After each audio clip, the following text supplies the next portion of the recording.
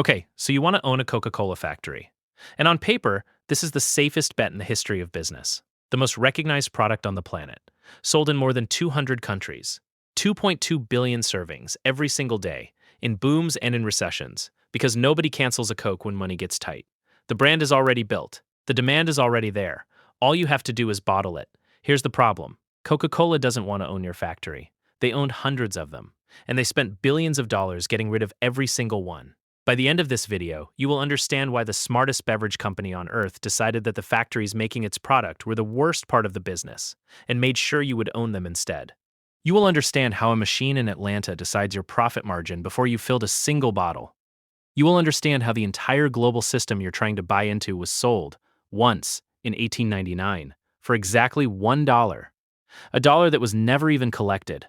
And you will understand why the model that survived 2 world wars and 100 imitators is now being squeezed from both ends, with you standing in the middle. Let's start with what it costs to get in.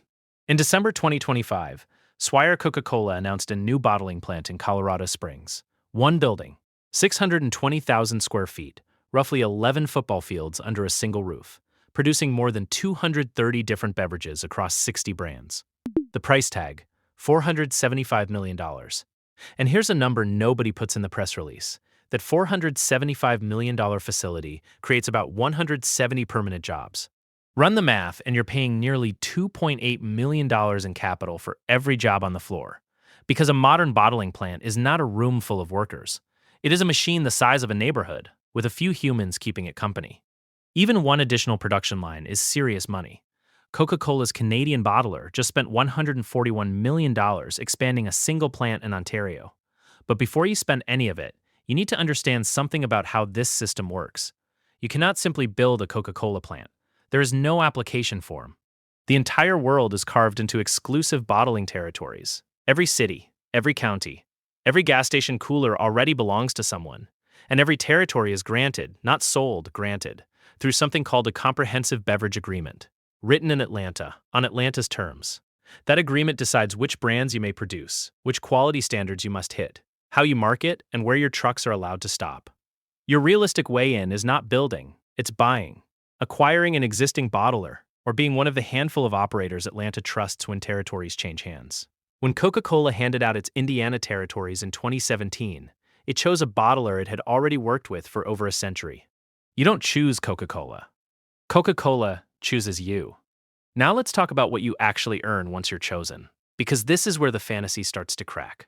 The Coca-Cola Company, the one in Atlanta, the one whose logo is on your building, runs an operating margin north of 30%.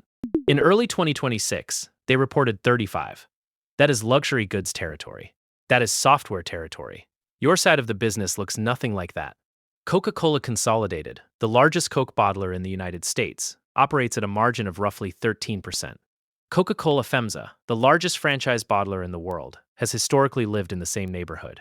Same logo on the truck. Same drink in the bottle. One company earns nearly 3 times the margin of the other. The market has noticed, too. Atlanta trades like a luxury brand. Trade like industrial companies. Because that is exactly what they are. And the strange part is, what you're spending your money on. Around 18% of a major bottler's cost of goods is a single line item. The concentrate. The flavored syrup base you are contractually required to buy from the Coca-Cola Company, at a price the Coca-Cola Company sets, from the only supplier on earth legally allowed to sell it to you. Sit with that for a second. Your most important supplier is also your franchisor, your brand licensor, and effectively your landlord. One company, one contract, all 3 roles. There is no substitute supplier. There is no negotiating leverage. There is no walking away, not with $500 million of purpose-built plants standing behind you. Useless for anything except the product only they can authorize. Economists call that lock-in. Bottlers call it Tuesday. You are not really buying a factory. Are buying the obligation to be Atlanta's best customer. Forever, at whatever the price turns out to be. So how does anyone survive on 13%? To answer that, you need to see the machine behind the machine. The genius of the Coca-Cola system is what Atlanta ships and what Atlanta refuses to touch. The Coca-Cola Company operates only around 80 concentrate plants for the entire planet. Small facilities, high security, absurd economics, because concentrate is the densest form of money in the beverage industry. Estimates suggest a single tanker of concentrate becomes close to 2 million liters of finished drink. Think about what that means for who pays for what. The water is yours, the sugar is yours, the aluminum, the PET plastic, the labels, the caps, yours. The warehouses, the forklifts, the trucks, the fuel, the drivers, all yours. By weight, by volume, by headcount, by capital, you do almost all of the physical work in the system. And Atlanta ships the one lightweight ingredient that carries the brand. Concentrate travels light. Everything you make travels heavy. An aluminum can full of liquid is, economically speaking, mostly water and metal that you paid for, wrapped around a few cents of syrup that they did. Their concentrate business runs gross margins estimated around 60%. Your side hauls everything heavy and keeps the leftovers. And heavy is not a metaphor here. Strip the logo off your business, and what you actually own is one of the largest logistics operations in your region that happens to sell beverages as a side effect. A couple of hundred route drivers load trucks before sunrise, run 30 to 50 stops a day, and physically stack the product onto the shelf themselves. Because in this business, nobody ships to a warehouse in hopes. Your people put every single bottle within reach of the customer's hand. That is the job Atlanta paid billions of dollars to hand back to you. And it goes one layer deeper. Under the modern American bottling agreements, bottlers don't just buy the syrup. Many make ongoing quarterly payments to the Coca-Cola Company calculated on the gross profit of their own territories. Read that again. It's not only that your biggest input cost flows to Atlanta. A slice of your profit does too. Every quarter, forever, as the ongoing price of being allowed to exist. But here's the strangest part. This entire structure, the territories, the syrup, the perpetual rights, wasn't designed by a strategy department. It was signed away in an afternoon. For $1. In the summer of 1899, two young lawyers from Chattanooga, Benjamin Thomas and Joseph Whitehead, traveled to Atlanta to see Asa Candler, the owner of Coca-Cola. Thomas had been in Cuba during the Spanish-American War, watching soldiers empty bottles of carbonated drinks as fast as they could be stocked. His idea: put Coca-Cola in bottles. Candler thought it was a terrible idea. Coca-Cola was a soda fountain drink, mixed fresh at the counter, and he was convinced bottling would fail, or worse, embarrass the brand. But the lawyers kept pushing, and on July 21, 1899, Candler signed a roughly 600-word contract, giving them the exclusive right to bottle Coca-Cola across almost the entire United States. The price was $1. Legend has it he never bothered to collect it. Thomas and Whitehead didn't even have the $7,500 the first plant required. They brought in a third partner just to afford the building. And buried in that little contract was a time bomb. The lawyers believed the rights were permanent. Candler remembered it differently. Courts would later side with Chattanooga. The bottling rights were perpetual. Candler had given away the physical distribution of his product, across a continent, forever, for $1 he never picked up. And here's the detail that tells you where the money in the system really lives. The two lawyers barely bottled anything themselves. They became middlemen, parent bottlers, buying syrup from Atlanta and selling it on to local franchisees who did the actual work, clipping a margin on every gallon that passed through. They split the country between them like a map on a table and sold local bottling rights town by town to pharmacists and small-time entrepreneurs who mortgaged themselves to buy the equipment. By the 1950s, roughly 1,100 franchise bottling operations in America descended from that single 600-word contract. 1,100 families doing the washing, filling, capping, and hauling, with a toll booth above them collecting on the syrup, and Atlanta above the toll booth, collecting on everything. The men at the top of the pyramid became some of the wealthiest families in the American South. The men at the bottom got a truck and a territory. And that's only half of the structure. Because for the next century, the Coca-Cola Company did something extraordinary. It spent staggering amounts of money slowly buying back what Candler gave away for $1. The Thomas parent company was repurchased in 1974. The Lupton interests in 1986. Deals worth billions to reclaim rights originally sold for $1.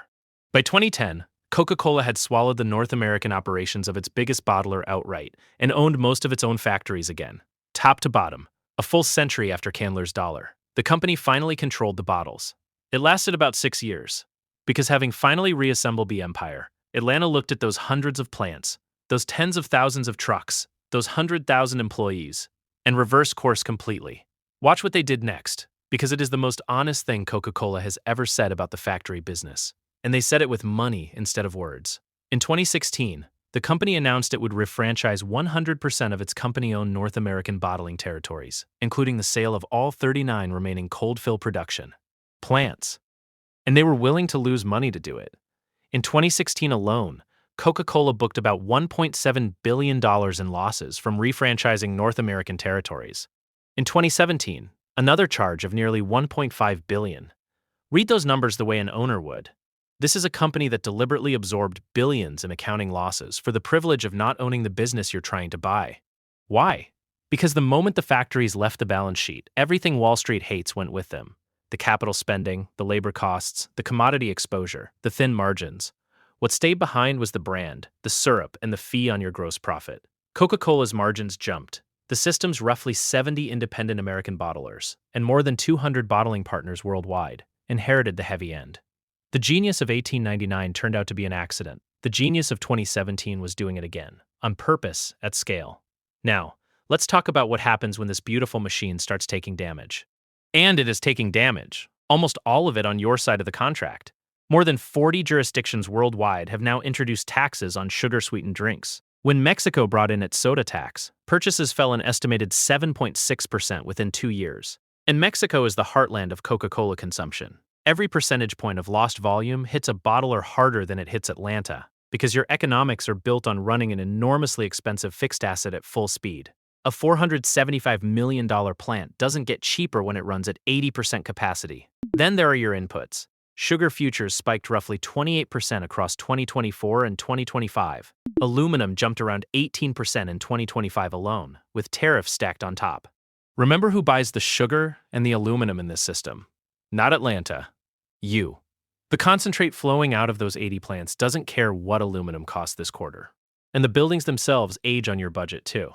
That new Colorado plant exists because the one it replaces, the oldest Coca-Cola bottling plant in the country, in Denver, is 90 years old and worn out. That is the ownership cycle. Spend $500 million, run it for decades, absorb every shock the world throws at it, then spend the next $500 million. Atlanta will still be selling syrup to whoever owns the replacement. And underneath all of it sits the slowest problem of all. American soda consumption peaked in 1998 at nearly 53 gallons per person per year. By 2025, it was down to roughly 42. A fifth of the volume, gone, over a generation, in the biggest market on earth. Atlanta's answer was to stop being a soda company and start calling itself a total beverage company. Water, sports drinks, tea, coffee, energy. Which sounds like a solution until you ask who buys the equipment. Every new category needs its own filling lines, its own packaging formats, its own cold chain. Atlanta changes a recipe. You rebuild a factory. Your side of the business absorbs the commodity shocks, the sugar taxes, the labor inflation, and the shifting of drinkers away from full sugar soda, while the concentrate margin sits behind glass, insulated by a contract you signed to get in. The system was engineered so that when the world squeezes Coca-Cola, it is mostly the bottler who feels the fingers. So here is what you now know. You want to buy into the most famous product on earth, a product served 2.2 billion times a day, through a factory that costs as much as $500 million and employs fewer people than a large supermarket, in a territory you cannot choose, under a contract written in Atlanta, buying your single most important ingredient from the only company allowed to sell it, at nearly triple the margin you'll ever earn, inside a system created by a 600-word contract sold for one uncollected dollar, reassembled over a century at a cost of billions, and then deliberately dismantled again, at a further loss of billions, specifically so that someone like you would own the factories instead of them. Maybe that makes you the essential partner in the greatest beverage business ever built, holding a perpetual license to bottle liquid demand. Or maybe it makes you the tenant in a company town, doing all the heavy lifting so the landlord never has to touch a truck again. You decide.